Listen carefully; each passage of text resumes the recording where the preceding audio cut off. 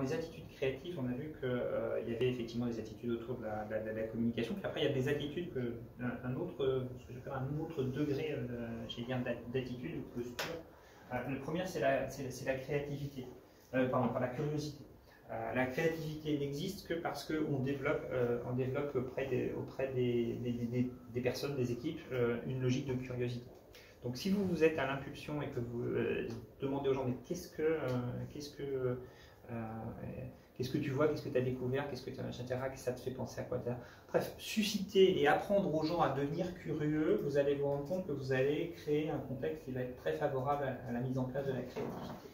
Le deuxième point, c'est aussi apprendre, j'allais dire en souriant, à gérer la colère et de se dire tous les problèmes sont naturels et qu'à un moment ou un autre, oui, c'est acceptable, que quelque part, il y a des choses qui se résolvent facilement, il y a des choses qui prennent du temps à se solutionner, mais d'accepter le fait que, par définition, le problème, c'est quelque chose de naturel et que la deuxième partie, c'est de la créativité, ça fait partie des postures créatives, et de dire, rencontrer un problème est un défi, je veux arriver à ouvrir le cadenas, je veux arriver à résoudre le Rubik's Cube, je veux arriver à...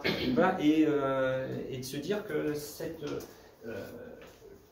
prendre le problème et l'aborder comme un défi, sans fuir le sujet, ça fait partie des attitudes créatives. Je vais dire, je résume ça de façon assez simple en disant chic, il y a un problème. Chic, il y a un problème.